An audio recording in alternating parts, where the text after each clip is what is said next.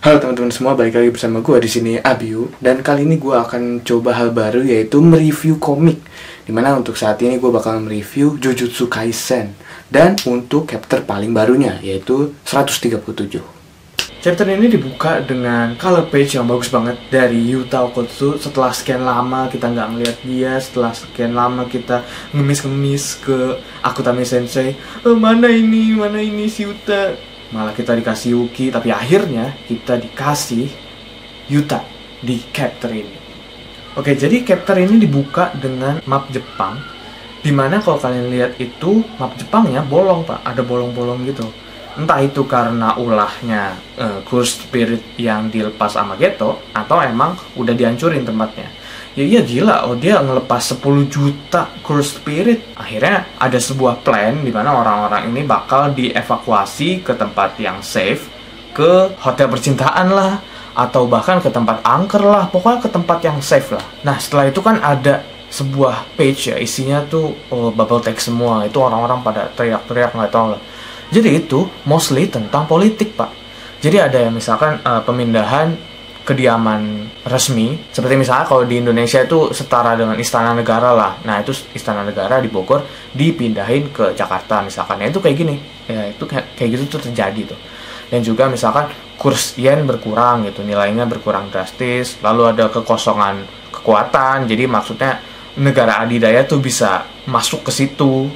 Lalu kemudian ada sebuah plan, gimana kalau kita ngasih tahu aja nih ada Cursed Spirit sama ada Cursed Energy di Tokyo gitu kan. Orang-orang pada bingung, lah masa mau beneran ngasih tahu sih ke orang-orang bla bla bla. Oh itu orang-orang kayak pada saling cuap-cuap ya. Itu mungkin lagi ada rapat ya, jadi orang-orang berwenang gitu itu lagi pada rapat di sebuah tempat. Akhirnya mereka saling lempar opini, jadinya kayak gitu.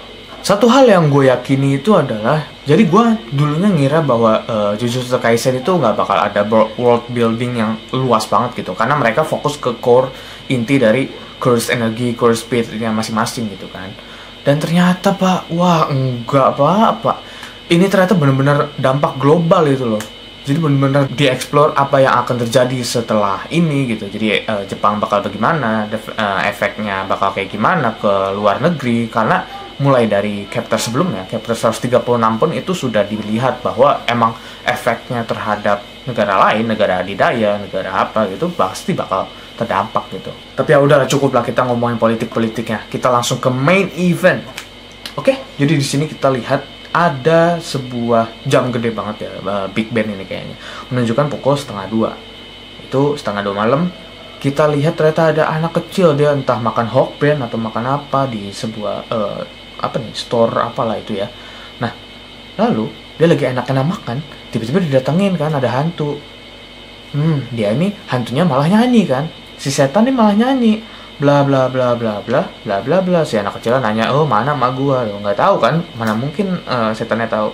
Setannya ini kayaknya lanjutin nyanyi kan. Si si anak kecil ini malah ngasih ini loh, ngasih minum gitu loh. Aneh banget, sumpah ini aneh banget.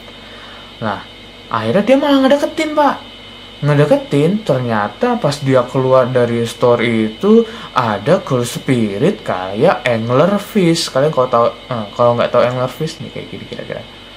Nah ya kayak gitu. Jadi si setan itu tadi yang kelihatan kayak setan itu ternyata manusia yang ternyata itu ekor doang, ekor dari si Cursed Spirit itu. Dan mau dimakan kan tuh, mau dicaplok tuh si anak kecilnya. Set, tiba-tiba ada malaikat maut dari langit, cuing. Jeder pak, jeder loh pak, itu benar pak, lantainya hancur. Ternyata pak Yuta Okkotsu datang, teng teng teng. Lalu kemudian ternyata si anglerfish ini masih hidup pak deh. Jadi dia di belakangnya Yuta tuh mau nyaplok dia gitu kan. Si Yuta dia kan jongkok baik kan, kagak ngapa-ngapain, ngilang itu tiba-tiba sedetik kemungkinan ngilang itu di belakangnya si anglerfish itu. Nah ternyata itu ulahnya si Rika. Maksudnya apa nih kok ada Rika? Nanti bakal gue jelasin. Scene selanjutnya kita tuh dikasih lihat bahwa si Yuta ini dia pergi ke tempatnya higher ups yang waktu itu di volume 0 kalau kalian tahu ya. Itu tempatnya sama. Jadi dia ngadep ke mereka. Lalu kemudian kita dapat konfirmasi bahwa Inumaki selamat, tapi dia tangannya potong Pak, tangannya hilang satu entah dua nih. Dan itu kalau kalian lihat lebih detail lagi, ternyata itu dikasih perban, tangannya dikasih perban, terus dadanya dikasih perban, itu sama dengan yang ada di perbannya jari Sukuna. Nah, page selanjutnya ini Pak, yang bikin bingung gitu kan. Ternyata si Yuta dia pengen ngebunuh Yuji Itadori. Pusing gue juga. Ini benar-benar apa ya? Civil War ini kayaknya, Civil War kayaknya. Jadi dikasih tahu ada sebuah report lah ya. Jadi ada Jujutsu Headquarter Report, ada 5. Yang pertama itu adalah Geto masih hidup dan bakal dikasih hukuman mati lagi. Oke, itu mungkin masih wajar ya. Yang kedua, ini aneh banget nih cuy. Gojo di framing. Jadi itu dia dikeluarin dari dunia Jujutsu kayak Geto waktu zaman dulu. Dan kan sekarang kan lagi di ceiling kan ya. Dia di Prison Realm kan. Dan orang yang mau ngelepasin dia itu bakal dianggap kriminal Pak. Aneh banget sumpah, gue nggak demen gue sama higher ups ini. Yang ketiga, ini lebih aneh lagi nih. Tiba-tiba aja Masami Chiyaga dia dikasih death penalty juga gara-gara ngelibatin si Gojo sama si Geto di Shibuya insiden ini. Maksudnya gimana coba? Ya gue tahu sih dia kan ke kepala sekolah, cuman kan dia kan secara nggak langsung ngapa-ngapainin si Gojo sama Geto. Kan itu kan urusan pribadi mereka. Nggak pribadi, maksudnya urusan mereka masing-masing gitu. Gojo ngedatengin sendiri si Jogo, Hanami, dan Choso. Terus Geto diem-diem baik. Dia kan selalu di balik layar kan. Dan yang terakhir Pak, nggak terakhir sih, tapi ini 4 dan 5 ini saling berkorelasi. Kan kalau ada Gojo, death penalty-nya Yuji itu kan masih di suspense. Maksudnya masih ada kelonggaran gitu sampai waktu yang ditentukan. Ini gak ada Gojo Pak. Artinya kalau gak ada Gojo, udah tuh pasti bakal ada eksekusi. Yuji bakal mati. Ternyata yang nge-eksekusi dia, sang Algojo-nya dia, itu adalah Yuta Okotsu. Hah? Yuta Okotsu? Ya jujur gue sih bingung ya. Tapi itu menurut gue itu adalah sebuah closing arc dari Shibuya yang menurut gue itu keren banget. Kenapa? Karena yang jelas itu kan pasti bakal menuju ke arc selanjutnya kan. Dan dikasih tahu juga bahwa ternyata Yuta ini bakal kelihatannya bakal jadi antagonis. Menurut gue banyak banget implikasi yang bakal terjadi di part 2 atau part selanjutnya gitu. Karena dilihat dari chapter ini sendiri pun banyak banget implikasinya gitu. Jadi ada banyak teorinya bagus-bagus semua lagi. Gue bingung deh sama Jujutsu Kaisen tuh. Jujutsu itu pokoknya kalau ada teori itu pasti bagus-bagus semua. Oke, jadi ada beberapa arah jalur cerita ya menurut gue yang bakal terjadi gitu. Dan ini ya masih berupa teori. Yang pertama, si Yuta itu hanya seorang double agent. Kayak Hawks di My Hero Academia. Dia kan mihak villain dan hero juga, tapi akhirnya dia ujung-ujungnya mihak ke hero. Nah, mungkin ya si Yuta ini dia itu hanya memanfaatkan si higher ups karena dia pengen cari tahu tentang Sukuna itu seperti apa, Yuji itu kayak gimana, dan semacamnya lah. Nanti mungkin dia bisa menjadi orang yang mengkhianati mereka.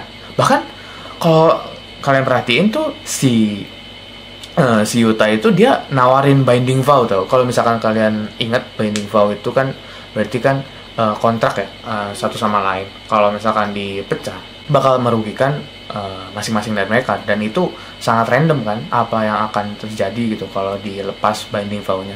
Nah, makanya bahkan si Yuta itu sampai seserius itu dia mau ya melakukan itu. Tapi nggak tahu juga karena ini GG gitu, GG Akutami gitu. Ekspektasi kita tuh kayak ditwist gitu, kayak zet, loh kok tiba-tiba jadi begini ya, kayak gitulah dia GG itu kayak gitu. Nah, yang kedua Yang kedua nih keren nih. Jadi Akutami Sensei itu kan dia sangat terinspirasi dari Togashi kan. Togashi itu yang membuat Hunter x Hunter. Bisa jadi act kedua dari Jujutsu Kaisen ini kan ada tiga act ya. Yang pertama udah dilalui. Yang kedua ini itu bisa jadi karakter utamanya malah si Yuta. Jadi fokusnya tuh bener-bener si Yuta. Kalau kalian baca Hunter x Hunter ya, kan Gon kan nggak di main story gitu. Dan dia diganti oleh si Kurapika. Nah, mungkin bisa jadi act kedua itu fokusnya ke Yuta. Jadi kita nggak fokus ke Yuji dulu, karena he is doing his own thing gitu ya. Dan kita lihat dari perspektifnya si Yuta nih, ada apa sih dengan si Yuta ini? Karena kita nggak ngeliat Miguel, dan kita nggak tahu gimana dia tiba-tiba bisa ke Jepang. Karena kan sebelumnya dia di Afrika ya, mungkin bisa gue bilang di Afrika. Nah, mungkin gue bisa ngeliat itu sebagai hal yang sangat unik gitu, karena kita bisa melihat dua sisi sekaligus. Kayak di Attack on Titan lah, ada sisinya Eren sama sisinya Reiner kan.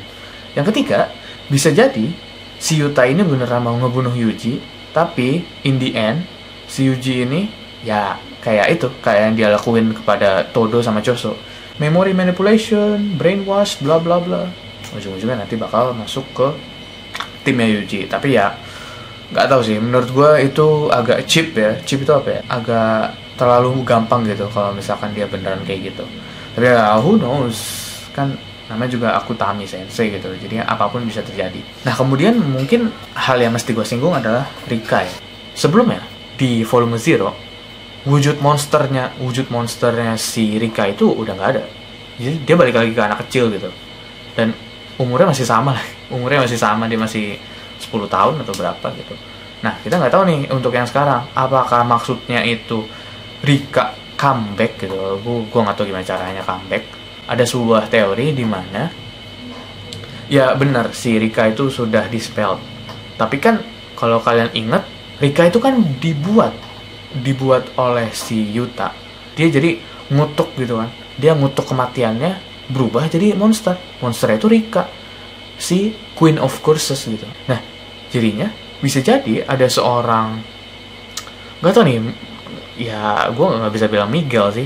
Masa Miguel mati terus berubah jadi Rika gitu kan, nggak tahu. Tapi ya mungkin ada orang yang di luar negeri yang ketemu sama Yuta, terus dia develop relationship, terus meninggal, terus ngebuat Rika lagi yang baru. Tapi nggak mungkin sih. Jadi ya mungkin itu sebuah insight dari teori yang ada di internet gitu, jadinya gitu. Ya overall bagus banget untuk Shibuya Incident ini. Bagus banget buat membuat orang nangis gitu maksudnya. Dan kalau bisa kalian lihat itu pihak dari Jujutsu-nya itu, wah pak, berkurang banget.